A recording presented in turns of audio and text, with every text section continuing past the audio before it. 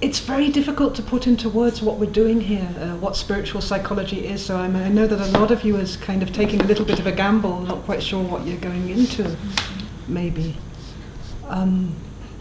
That's partly because the nature of this education is very much based on the quality of individual experience. And that's unique for each person. And the end product of this education, of these courses, is that people come out more themselves than ever, more unique, more able to express the unique version of their own, of the qualities they're bringing into the world. So our teacher, Bob Moore, he didn't really put down any texts or any writings because he really wanted to create people who would teach directly from their own authentic being, which meant that some of his students became sound healers, some of them became body workers, some of them brought incredible light into the world of lawyers. Everybody in their own qualities. Bart was a psychologist when he studied there, so he applied it to the psychology, the teaching. So the teaching is a 7-year education in which there are step by step a very careful building up of exercises using points in polarity and meditations, which creates an environment in which it's possible to relax more. It sounds so simple, but actually the more we're able to relax, the more we're able to open in such a way that we're not afraid, and the more who we are, and maybe who we forgot we are, is able to shine directly through us. So our teaching is really about creating an environment to open up, to be yourself. Which means that if at any stage, you want to sit on the floor, you want to relax, and if you want to meditate horizontal or like this, or you want to go in and out, everything is okay. It means if there's something we say which isn't clear or if it's annoying, then you're totally free to tell us, to ask questions, to express yourselves. Everything is welcome here. Our direction is towards increasing truthfulness, opening the sense of truth. And the sense of truth is not in order to find a thing which is the truth. It's in order to sniff our way home to who we really are. And who we really are at source is, of course, one being. But we are 7 billion different reflections of that one being, unique reflections. And we're so passionate about this education, partly because nobody else can do you, only you can do you. Which means that if any one of you doesn't fulfill your potential, express who you from the core are, or allow the expression, the natural expression of who you are from the core, then the world loses something, because nobody else can do it for you. So it's called an education in spiritual psychology. Now, psychology is a beautiful word because it's not actually owned. It's psychotherapy is owned. Psychology is not. And psychology, if you break down the actual word, is about the psyche, which in Greek means the soul. So modern psychology kind of ignores the idea of a soul and replaces it with a very kind of materialistic, kind of personality-based structure, which tends to be creating systems which teaches people to function and to survive in a way which is socially conformed. And the problem with social conformity is that everybody's trying to imagine what everybody else wants them to be, and nobody's actually really in charge, except for a few psychopaths who don't care too much, and they come with a very loud voice about what's needed, like buy more stuff. And and we get conformed into those kind of quite insane social norms often. So being functional in today's world isn't actually a measure of happiness or fulfillment, or and happiness and fulfillment do matter enormously, and they're contagious. So spiritual psychology is very much looking to create facilitate a return to what is essential within any individual. To be alive, what is that? To experience any one moment. What is that, and how do we get contracted around the experience of any one moment? So it's not a matter of putting beliefs into anybody, it's a matter of clearing beliefs away. Because at least where we're coming from is, and the school of spiritual psychology is coming from, is from a foundation that if you take away the obstructions, each one is magnificent. We go naturally to happiness, we go naturally to fulfillment, we come naturally into freedom. So we're not here to give you beliefs or to change your beliefs, but to try and navigate together, to escort you in a process of doing a little bit of gardening, of taking out what's in our way, the beliefs which are maybe keeping us hostage from our own lives, or keeping us in fear, or keeping us in survival, or keeping us in a sense of limitation, or unlovability, unworthiness, those kind of beliefs. So how we do it is by moving step by step in a way which relaxes the nerve system and allows an opening of space and trust and relaxation in order for experience to occur. Now, we're not going only for the great, wonderful spiritual experience. Whatever experience is here now in the moment is what's here now in the moment. We're not trying to get to be something else, to be the golden Buddha or have that enlightenment moment. We're moving towards a point of honouring whatever experience is real to us right now, which doesn't mean that it's going to be there forever. So to say it a different way, we're moving from mental conditioning, from the mind, from thoughts, into direct experience. The direct experience of what it is to be alive, in naturalness, in authenticity, without needing to pretend, or adjust, or conform, or fetch ourselves this way or that way, or arrange ourselves to be something else. Just direct experience. So that's already a big deal, because in conventional psychology, it's often based on thought patterns and behaviors. The therapy is often based on thought patterns, behaviors, and it works between those two. And then feelings, they're kind of secondary, like you kind of check in on a feeling, you feel a feeling, and then you report back, and the mind takes it up again, and the mind controls.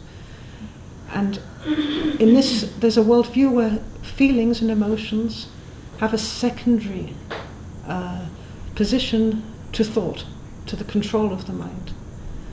And what we might discover is that feelings and emotions are actually more primary than any thoughts that we have.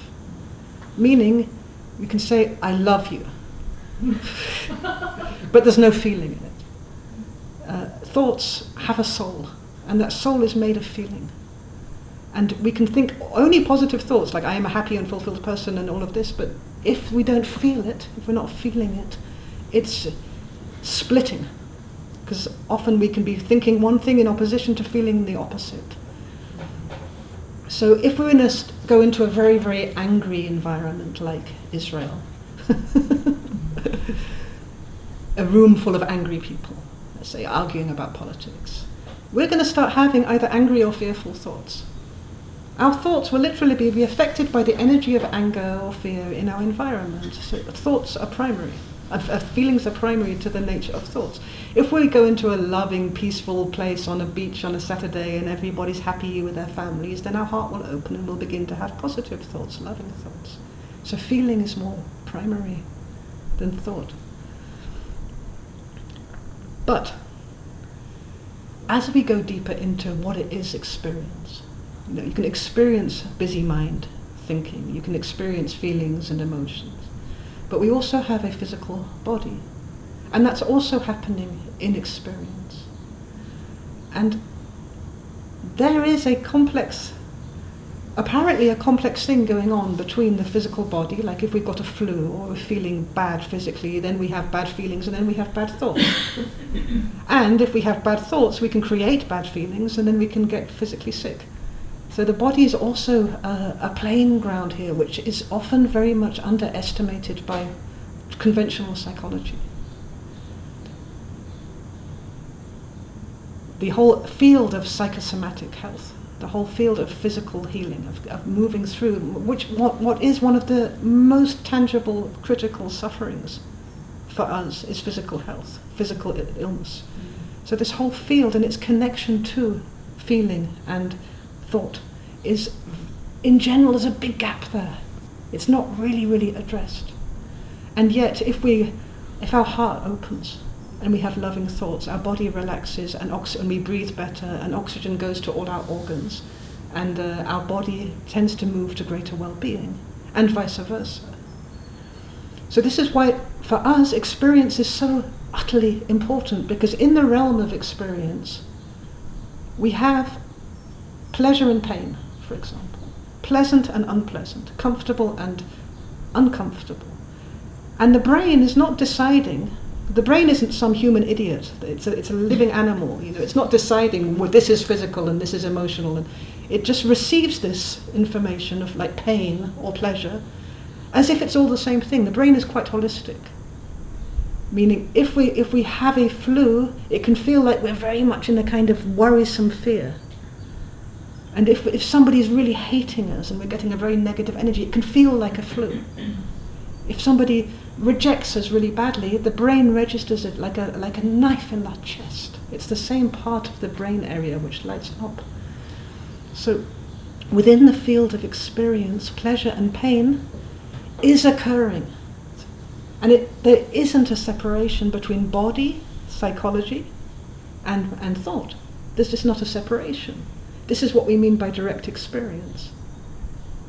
Even if you were to walk down the street and you bump into a lamppost and bang, wow, that really hurt, okay, random physical accident, the way that pain is received will have a whole psychological history. If you think about when you hurt yourself, like it will have a little bit of victimhood about it, a little bit of unlovability, a little bit of being cursed by God. The way the brain is interpreting the incidence of physical pain or illness is already psychologically loaded. So in this education, we're really together inviting an exploration of experience through those three layers. And each module works a little bit in loosening a different layer.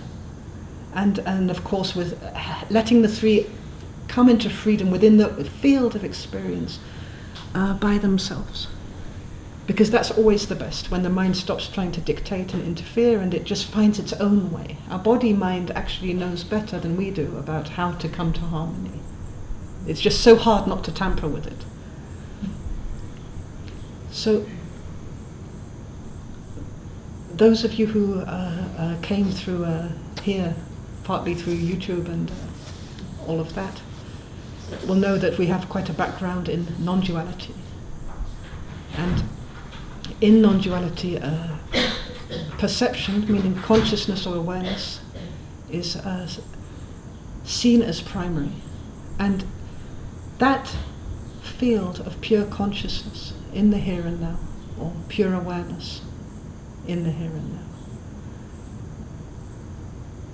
is that open, boundless space of ourselves, which allows experience to occur at all.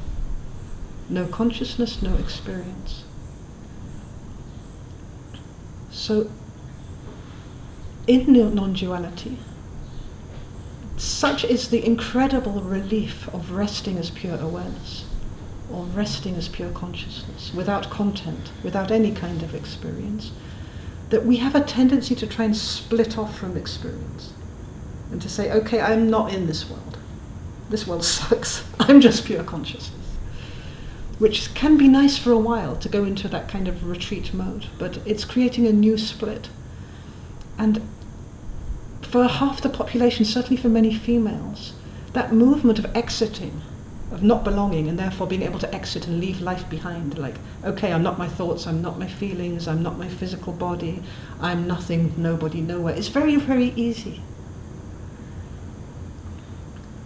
And maybe for some males or center stream people, it's more difficult to release control like that and to step into being the empty, void, nothingness.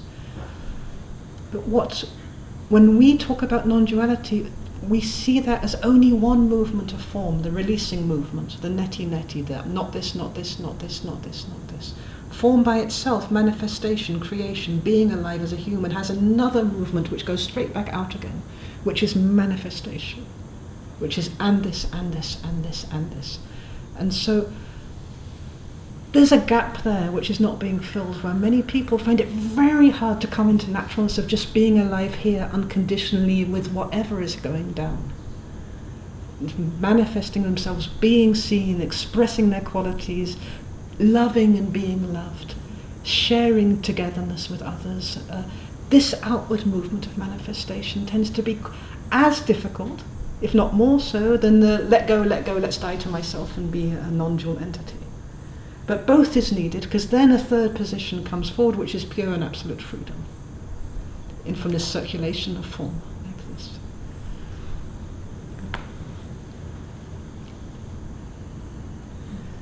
So the exercises that we give in this course they were taught to me by Bart, who was his student, and they were taught to him by Bob Moore, who was a teacher in Denmark. He died about 10 years ago. I think that they are so effective. I've seen such changes in people. They totally saved my ass. That's your ass. Partly because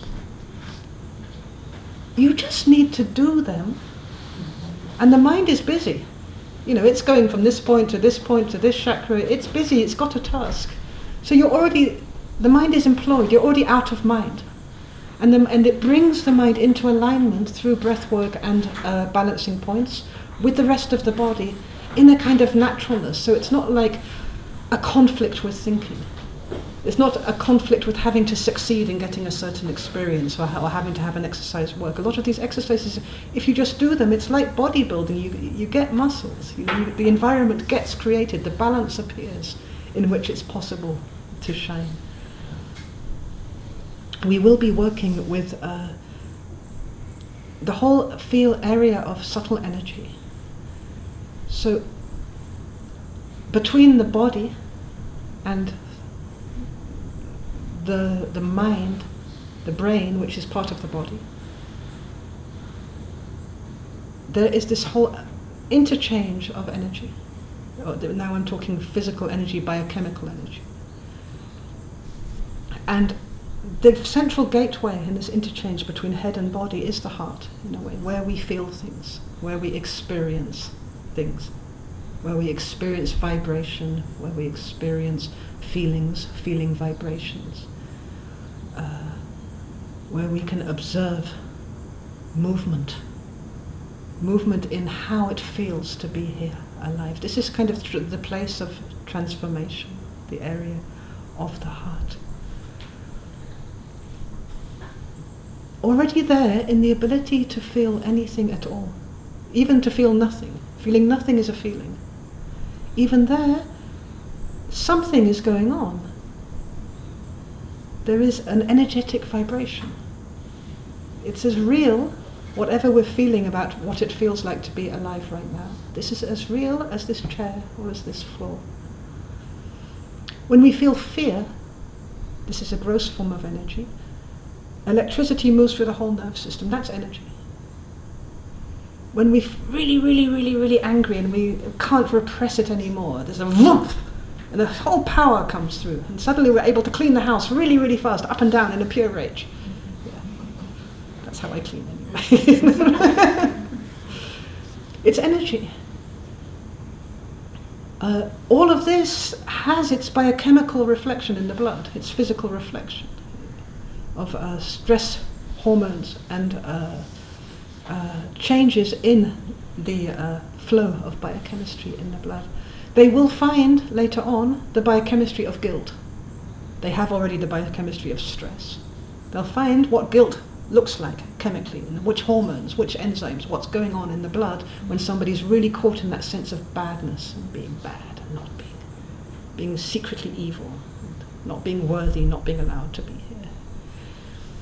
But we already don't have to wait for that, because we can feel the subtle energy of it just like that. And we don't have to be personally guilty of doing something bad to feel guilt. We can feel it in the whole human environment. We can feel guilty at being human very easily when we think about global warming. So that these emotions are accessible to us irrespective of our individual story. So in working with subtle energy, we can notice that certain kinds of feelings, like love, peace, happiness, have a lightness and an expanse. They cause a kind of expansion and a relaxation to the system, a sense of well-being. And others, they have a density, like passive aggression.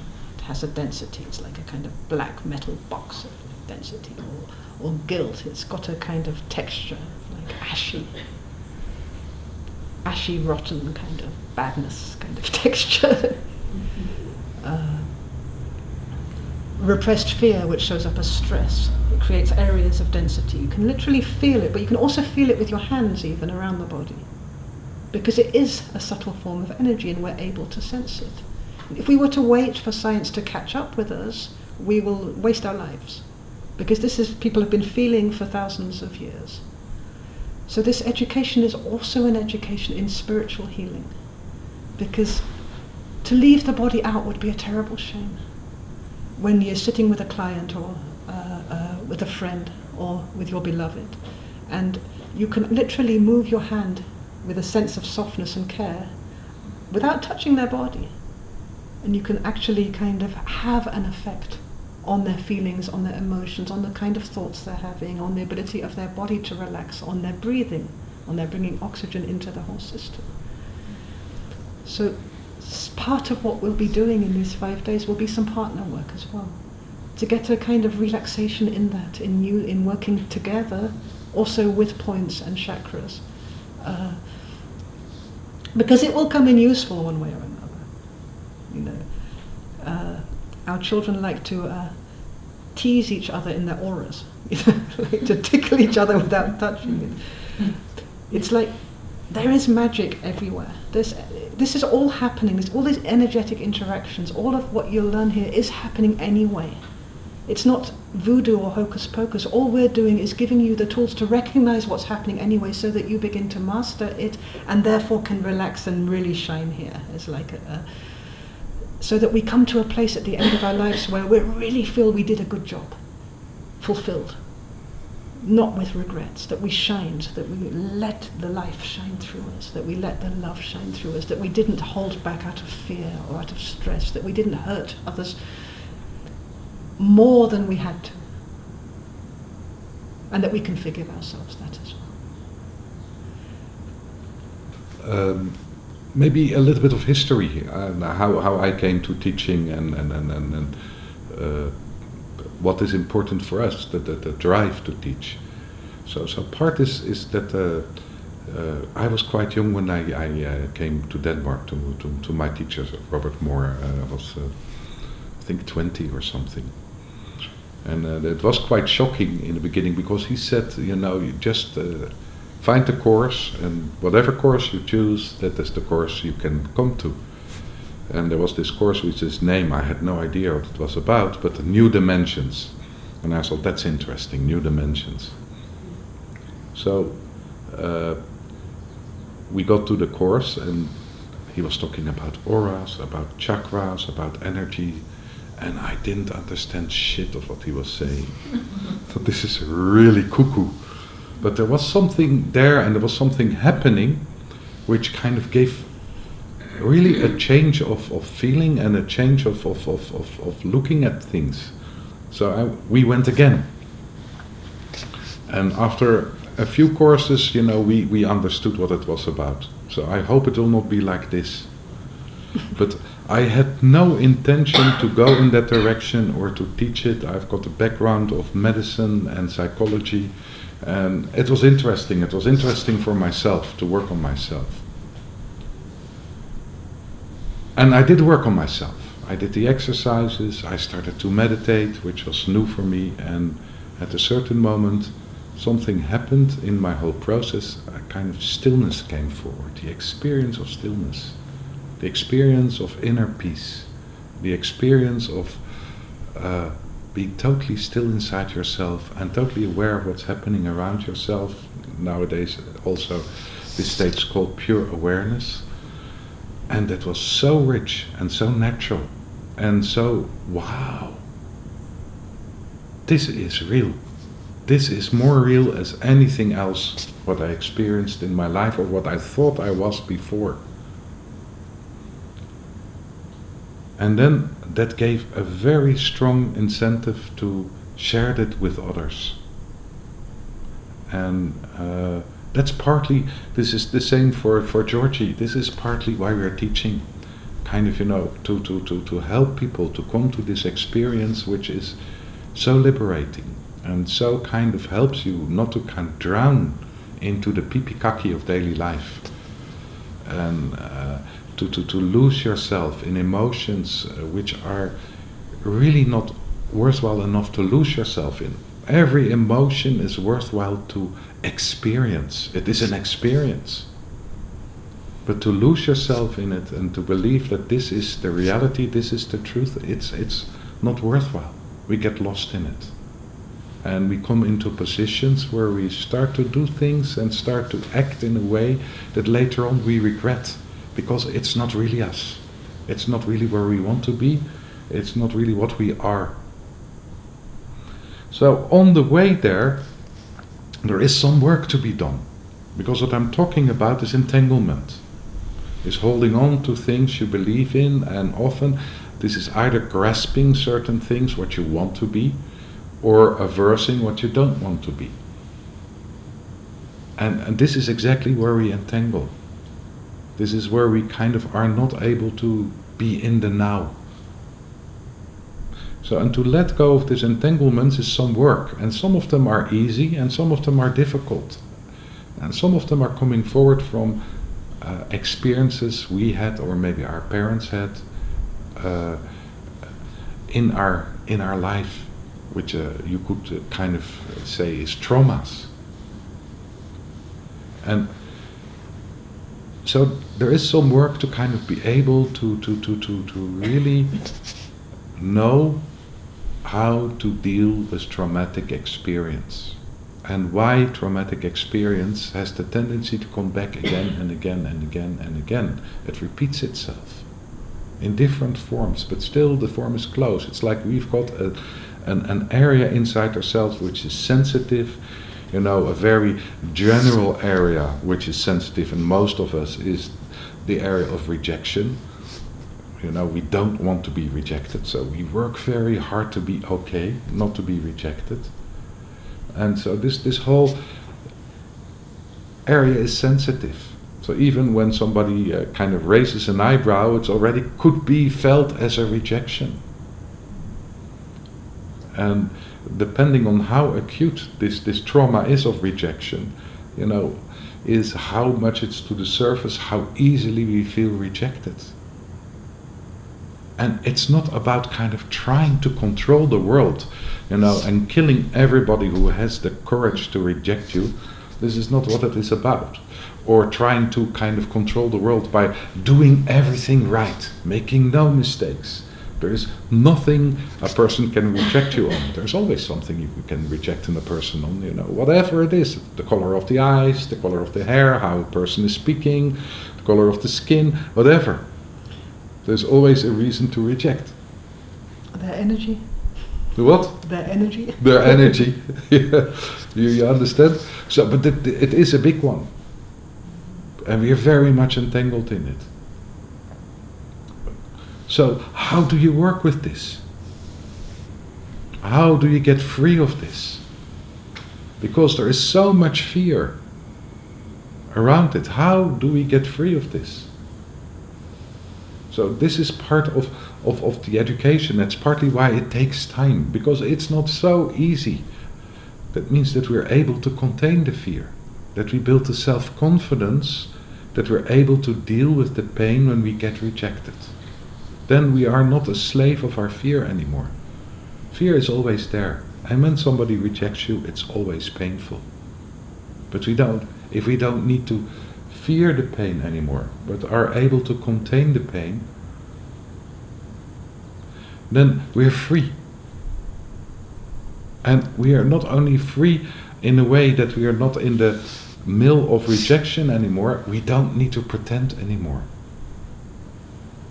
You know, we realize to be truthful towards yourself and truthful towards the world gives so much vitality and energy, because all the time we try to change ourselves. We have to be like this and we have to be like that, and we have to adjust to this and we have to do our best not to do that. And this inner struggle, this inner fight is very, very basic. So for us, it's really important to come through this fear, partly because this is an education to work with people. And when you work with people, it's so important to be free of this pain and fear of rejection. Otherwise it starts to play a role in your work with people. You know, you start to please your clients, and that's not how it should be. Your clients should please you. No, I'm joking. It's really, really important not to please the clients, because then you cannot be truthful anymore. You cannot really help them to move towards their truth. You know, what we are pleasing are often things where a person is entangled in. Mm. This is what we're pleasing. Other things don't need to be pleased.